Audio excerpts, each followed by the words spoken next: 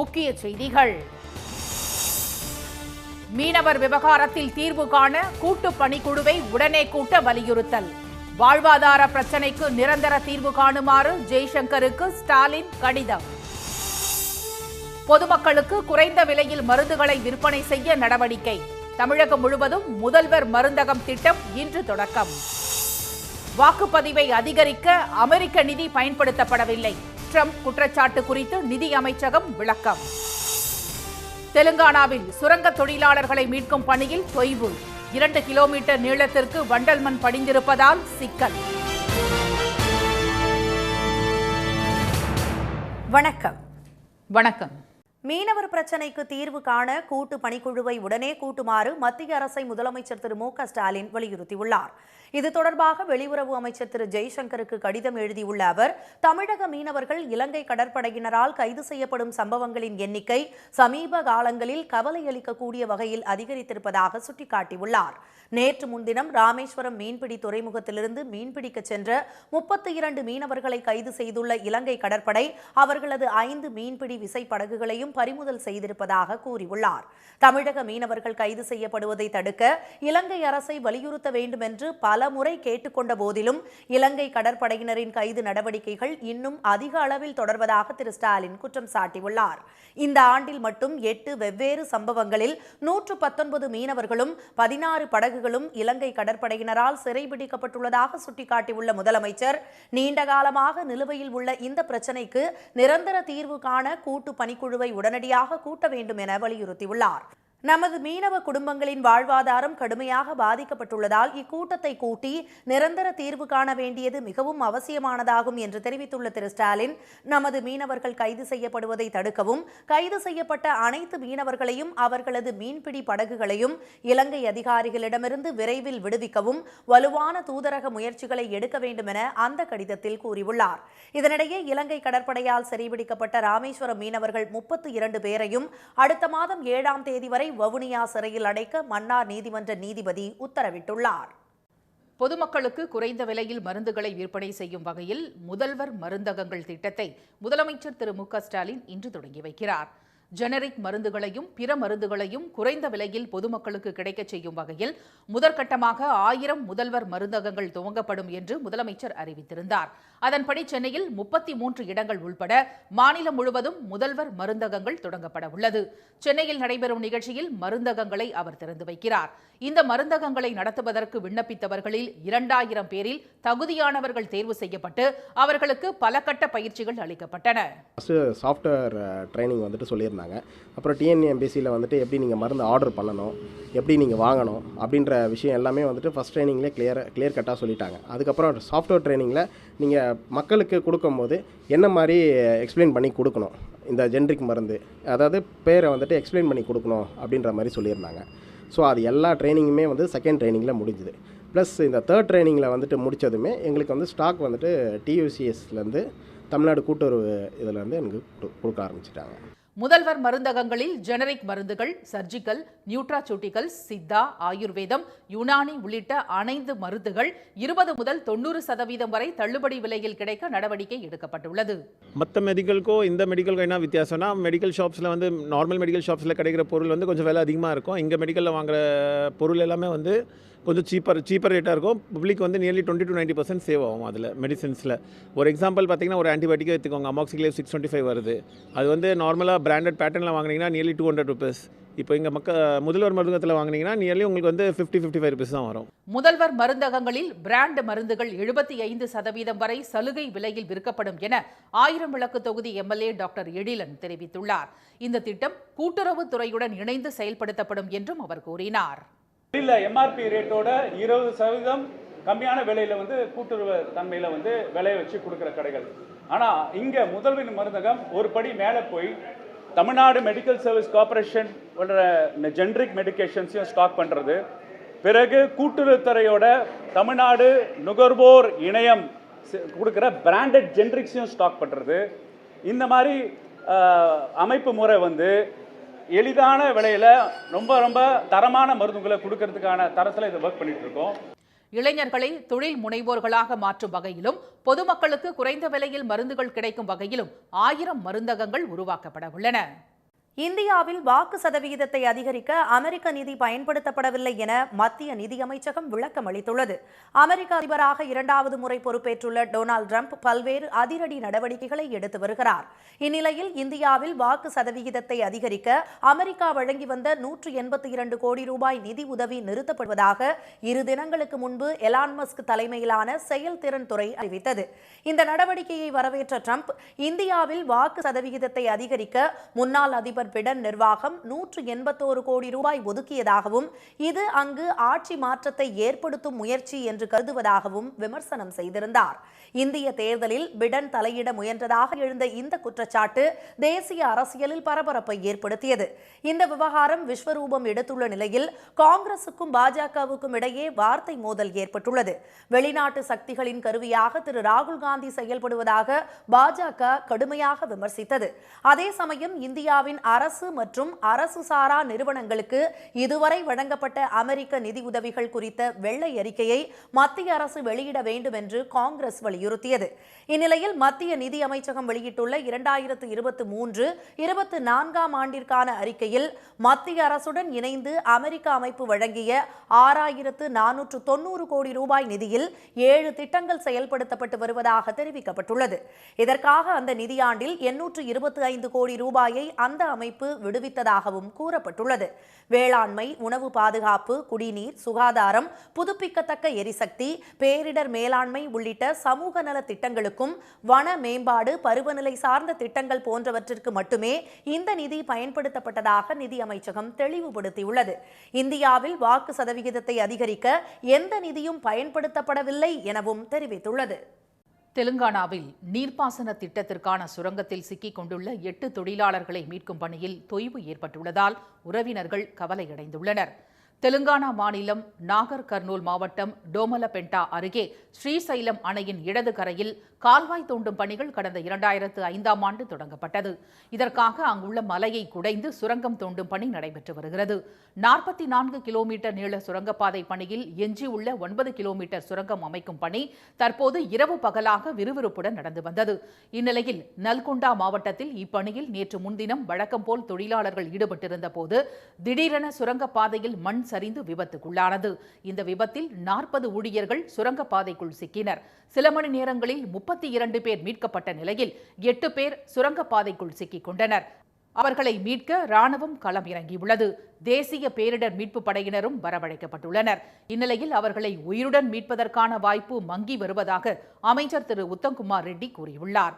சுரங்கத்துக்குள் 2 kilometre நீளத்துக்கு தண்ணீர் தேங்கியதாலும் வண்டல் மண் படிந்திருப்பதாலும் மீட்பு பணியில் தொய்வு ஏற்பட்டுள்ளது. எனினும் பேரிடர் மீட்பு படையினர் இதனை ஒரு சவாலாக எடுத்துக்கொண்டு மீட்பு பணியில் முழு வீச்சுடன் ஈடுபட்டு வருவதாக அமைச்சர் தெரிவித்துள்ளார். திருவண்ணாமலையில் கோடை வெயிலிலிருந்து தப்பிக்கவும் இனப்பெருக்கத்திற்காகவும் மீன்களுக்கு டன் கணக்கில் தர்பூசணி பழங்களை மீன் வியாபாரி வழங்கி வருகிறார். கோடைக்காலம் என்றாலே சட்டென ஞாபகத்துக்கு வருவது சாலையோர கடைகளில் மலை போல குவித்து வைக்கப்பட்டிருக்கும் தர்பூசணி பழங்கள்தான். கோடை முழுவதும் அதிகம் எடுத்துக்கொள்ளும் பழங்கள் இதுவாகத்தான் இருக்கும். அதன் உட்புற நிறமும் நீர்ச்சத்து நிறைந்து இருக்கும் சுவையும் அனைவருக்கும் பிடித்தமானது மட்டுமல்ல, ஆரோக்கியமானதும் கூட. விதையுடன் சேர்த்து சாப்பிடப்படும் தர்பூசணி பழம் இயற்கை வயாக்ரா என்றும் கூறப்படுகிறது. இத்தனை பெருமைகளை கொண்ட தர்பூசணி பழங்கள் மனிதன், விலங்குகளுக்கு மட்டுமல்ல, தற்போது மீன்களுக்கும் கோடையை சமாளிக்கவும் இனப்பெருக்கத்திற்காகவும் உதவும் உணவாகவும் வழங்கப்படுகிறது. திருவண்ணாமலை மாவட்டம் கீழ்பெண்ணாத்தூர் அருகே கோணலூரில் உள்ள பெரிய ஏரியை ஏலத்திற்கு எடுத்துள்ள திரு ஐயனார், ஏரியில் வளர்த்து வரும் கட்லா, வவ்வால், மிருகா உள்ளிட்ட பல்வேறு வகையான மீன்களுக்கு 5 டன் தர்பூசணி பழங்களை கொள்முதல் செய்து துண்டுகளாக்கி அவற்றை இரையாக கொடுத்து வருகிறார். இந்த தர்பூசணி வெய்ய காலத்துக்காக நாங்கள் கொடுத்துட்ருக்கோம். மிருகால், கட்லா, வவ்வா, சீசி, பொட்லா எல்லா கண்டையும் விட்டுருக்குங்க. நல்லா இந்த தர்பூசணி பழம் போடுறதால நல்லா கொஞ்சம் பெருக்கும் மீன். அதனால் வெய்யத்துக்கு தாகத்துக்கும் கொஞ்சம் நல்லாயிருக்கும். 1 லட்சம் டன் மீன் குஞ்சுங்கள் விட்டுருக்கோம். இந்த தர்பூசணி 4-5 டன் இருக்கும். இது மாதிரி 4 லோடு எடுத்துகிட்டு வந்திருக்கோம். மீன்களின் நலன் கருதி தர்பூசணி பழங்களை விவசாயிகளிடமிருந்து மொத்தமாக கொள்முதல் செய்வதாக திரு ஐயனார் கூறினார். நாள்தோறும் வழங்கப்படும் கீரை வகைகள், சோளம், மக்காச்சோள மாவு ஆகியவை தவிர 2 மாதத்திற்கு ஒரு முறை தர்பூசணி பழங்களை மீன்களுக்கு உணவாக அளித்து வருவதாக அவர் தெரிவித்துள்ளார். இதனால் மீன்கள் அதிக அளவில் இனப்பெருக்கம் அடைவதுடன் எண்ணிக்கை அதிகரித்து நல்ல லாபமும் கிடைப்பதாக அவர் கூறியுள்ளார். மன்னாரி சோதனைச் சாவடி அருகே நீண்ட நேரம் சாலையில் அங்கும் இங்கும் நடமாடிய ஒற்றை யானையால் வாகன ஓட்டிகள் அச்சமடைந்தனர். ஈரோடு மாவட்டம் சத்தியமங்கலம் புலிகள் காப்பகத்திற்கு உட்பட்ட மன்னாரி சாலையில் வனப்பகுதியிலிருந்து வெளியேறிய யானை சாலையின் நடுவே வந்தது. போக்குவரத்து நெரிசல் நிறைந்து காணப்படும் தேசிய நெடுஞ்சாலையில் திடீரென யானை குறுக்கிட்டதால் அச்சமடைந்த வாகன ஓட்டிகள் 100 மீட்டருக்கு முன்னர் வாகனங்களை நிறுத்தினர். அந்த யானை குறுக்கும் நெடுக்குமாக உலா வந்து வாகன ஓட்டிகளுக்கு போக்கு காட்டியது.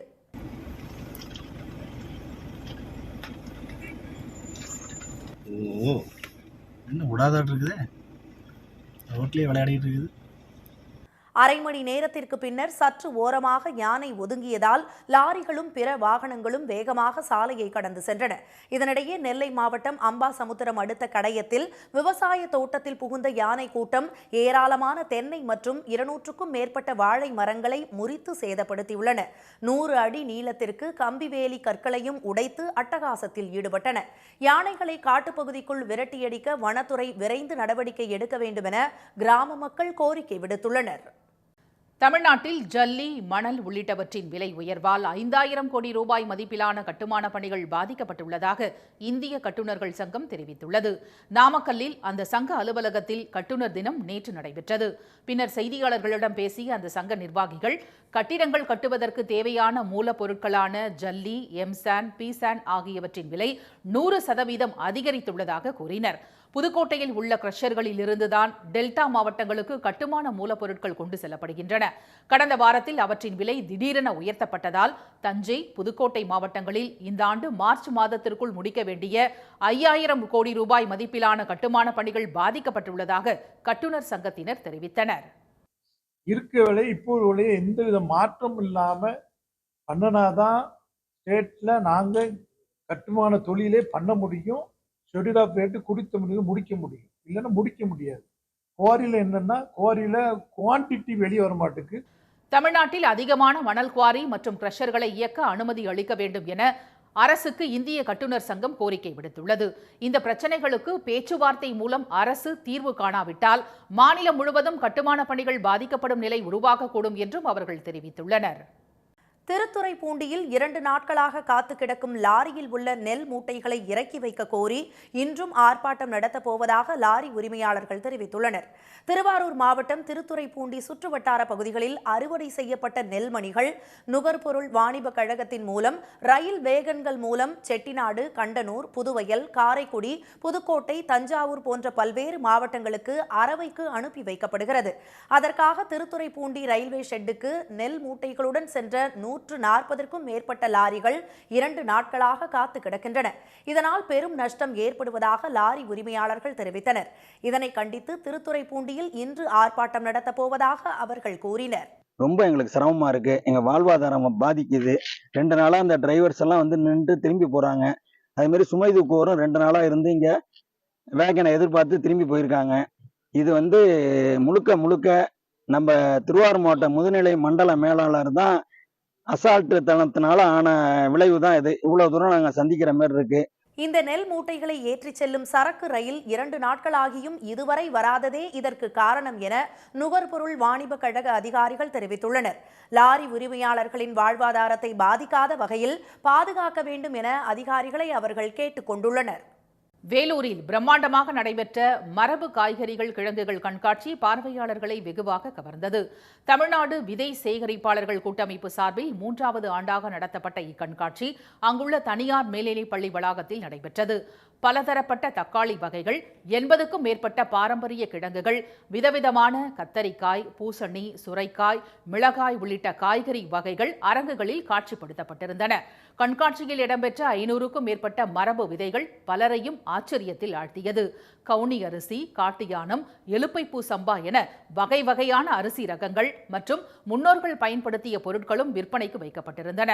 இயற்கை பானங்கள், சிறுதானிய தின்பண்டங்கள், பனை போலை, தேங்காய் ஓடுகளில் செய்யப்பட்ட அணிகலன்களும் பார்வையாளர்களை பிரமிக்க வைத்தன. தீம் பேஸ்டாக நீங்கள் சொன்னால் நாங்கள் அந்த மாதிரி பண்ணி தந்துடுவோம். வால் கிளாக்ஸ் எல்லாம் பண்ணுறோம். எல்லாமே வந்து கஸ்டமைஸ்டாக தான் பண்ணிட்டு இருக்கிறோம். நம்ம பண்ணி ஸ்டாக் வச்சுக்கிறது இல்லைங்க. நம்ம இந்த மாதிரி ஆர்டருக்கு ஏற்ற மாதிரி பண்ணி கொரியர் பண்ணிவிடுவோம். இப்போ எல்லாமே வந்து நீங்கள் கஸ்டமைஸ் பண்ணிக்கலாம். உங்களுக்கு ஏதாச்சும் ஐடியா இருக்குது, கொஞ்சம் க்ரியேட்டிவாக நீங்கள் இருக்கிறீங்க, இந்த மாதிரி பண்ணணும் அப்படின்னு சொன்னால் நம்ம வந்து தேங்காய் ஓட்டில் வந்து அதை வந்து பண்ண ட்ரை பண்ணிட்டு இருக்கிறோம். செக்கில் ஆட்டப்பட்ட எண்ணெய் வகைகள் காட்சிப்படுத்தப்பட்டதோடு அவற்றின் நன்மைகள் குறித்தும் விளக்கப்பட்டன. நஞ்சற்ற இயற்கை உணவுகள் மக்களுக்கு கிடைக்க திட்டமிடல் அவசியம் என கண்காட்சி ஒருங்கிணைப்பாளர்கள் தெரிவித்தனர். இதை ஒவ்வொரு மாவட்டத்திலையும் நடத்தணும், அந்தந்த வட்டாரங்களில் இதை நடத்தி கொண்டு போகணும். ஏன்னா இப்போ நம்மளுக்கு வந்து ஒரு இடத்துல நடத்துறதுக்கே பெரிய அளவில் செலவினங்கள் மற்ற திட்டமிடல் இருக்குது. ஆனால் இதுக்கு மக்கள் ஆதரவு இன்னும் அதிகமாக கிடைக்கிற பட்சத்தில் இல்லை அரசு உதவி பண்ணுற பட்சத்தில் தமிழகத்தின் ஒவ்வொரு பகுதிகளிலும் நம்ம இந்த நிகழ்ச்சி நடத்தி தமிழகத்தின் ஒவ்வொரு மனிதருக்கும் நஞ்சில்லா உணவு கொண்டு போய் சேர்க்கக்கூடிய ஒரு வாய்ப்பு இந்த மாதிரி திருவிழாக்கள் முறையாக நடக்கும் நம்புகிறோம். அதுக்காக உங்கள் எல்லாரோட ஆதரவையும் நம்ம வந்து எதிர்பார்க்குறோம். மரபு காய்கறிகள், கிழங்குகள் கண்காட்சியில் தஞ்சை, காஞ்சி, கோவை, சேலம், விழுப்புரம் உள்ளிட்ட 10க்கும் மேற்பட்ட மாவட்டங்களைச் சேர்ந்த விவசாயிகள் கொண்டு வந்த மரபு விதைகளின் விற்பனை களை கட்டியது. இயற்கை முறையில் விளைவிக்கப்பட்ட காய்கறிகள், கிழங்கு வகைகள், கீரைகள் ஆகியவற்றை பொதுமக்கள் ஏராளமானோர் ஆர்வமுடன் வாங்கிச் சென்றனர். தமிழ்நாட்டின் பண்பாட்டை சிதைக்க முயற்சி நடப்பதாக குற்றம் சாட்டியுள்ள திராவிடர் கழக தலைவர் திரு கி வீரமணி தமிழர்கள் இதனை முறியடிப்பார்கள் என கூறினார். மத்திய அரசின் மும்மொழி கொள்கையை எதிர்த்து தமிழ்நாட்டின் பல்வேறு இடங்களிலும் எதிர்ப்பு குரல்களாகவும் போராட்டங்களாகவும் எதிரொலித்து வருகின்றன. சென்னையை அடுத்த தாம்பரத்தில் திராவிடர் கழகம் சார்பில் நடைபெற்ற கண்டன ஆர்ப்பாட்டத்தில் பங்கேற்ற திராவிடர் கழக தலைவர் திரு கி வீரமணி, வழக்கறிஞர் திருமதி அருள்மொழி உள்ளிட்டோர் மத்திய அரசுக்கு எதிராக முழக்கங்களை எழுப்பினர். பின்னர் பேசிய திராவிடர் கழக தலைவர் திரு கி வீரமணி, இது மொழிக்கான போராட்டம் மட்டுமல்ல, பண்பாட்டை சிதைக்க முயல்பவர்களை எதிர்த்து போராட்டம் என்பதை பெற்றோர் பொதுமக்கள் அறிய வேண்டும் என்று கூறினார். மிகப்பெரிய அளவுக்கு தமிழ்நாட்டு மக்களை பொறுத்தவரையில இந்த மக்கள் அன்புக்கு வழிகாட்டக்கூடியவர்களே தவிர அதிகாரத்துக்கு ஒருபோதும் அவர்கள் படிக்க மாட்டார்கள். எம்மொழி செம்மொழி தமிழ் மொழி, இல்லை மும்மொழிக்கு இடமே இல்லை. மும்மொழியில் சொல்ல வேண்டிய அவசியம் இல்லை. ஏனென்றால் இப்போது கற்றுக்கொள்ள வேண்டியது ஏராளம் இருக்கிறது. செயற்கை நுண்ணறிவு என்று சொல்லக்கூடிய ஆர்டிபிஷியல் இன்டெலிஜென்ஸ் உட்பட இருக்கிறது. சமம் என்பது நீயும் 2 மொழி படி, நானும் 2 மொழி படிக்கிறேன். உலகத்துல முன்னேறிய நாடுகள் எல்லாம் அப்படித்தான் முன்னேறுகின்றன. அது உலகத்துல பல சான்றுகள் இருக்கு. மொழியை திணிச்சு எந்த நாடும் ஒன்றாக இருந்ததில்லை. நாங்க 3 மொழி படிக்கிறோம். உங்க உத்தரப்பிரதேசத்துல இருக்கவங்க எத்தனை மொழி படிச்சிருக்கான் காமி? அவன் 2 மொழி படிச்சிருந்தா நான் 3 மொழி படிக்க வேண்டிய அவசியம் இல்லை. சேலம் கலைஞர் மாளிகையில் நடைபெற்ற அம்மாவட்ட திமுக செயற்குழு கூட்டத்தில் தமிழக மாணவர்களை பாதிக்கும் எந்த ஒரு திட்டத்தையும் ஏற்க மாட்டோம், ஹிந்தி மொழியை மாணவர்கள் மீது திணிக்கும் முயற்சியை எதிர்த்து போராடுவோம் என்று தீர்மானம் நிறைவேற்றப்பட்டது. மீண்டும் முக்கிய செய்திகள். மீனவர் பிரச்சினைக்கு நிரந்தர தீர்வு காண கூட்டு பணிக்குழுவை உடனே கூட்டுமாறு மத்திய அரசை முதலமைச்சர் ஸ்டாலின் வலியுறுத்தியுள்ளார். இந்தியாவில் வாக்கு சதவிகிதத்தை அதிகரிக்க அமெரிக்க நிதி பயன்படுத்தப்படவில்லை என மத்திய நிதியமைச்சகம் விளக்கம் அளித்துள்ளது. தெலுங்கானாவில் சுரங்கத்தில் சிக்கியுள்ள 8 தொழிலாளர்களை மீட்கும் பணியில் தொய்வு ஏற்பட்டுள்ளதால் உறவினர்கள் கவலையடைந்துள்ளனர். இத்துடன் இந்த செய்திகள் நிறைவடைந்தன. மீண்டும் சன் டிவியில் செய்திகள் மாலை 6 மணிக்கு. செய்திகளை உடனுக்குடன் தெரிந்து கொள்ள QR கோடை ஸ்கேன் செய்து சன் நியூஸ் வாட்ஸ்அப் சேனலில் இணைந்திருங்கள். வணக்கம். வணக்கம்.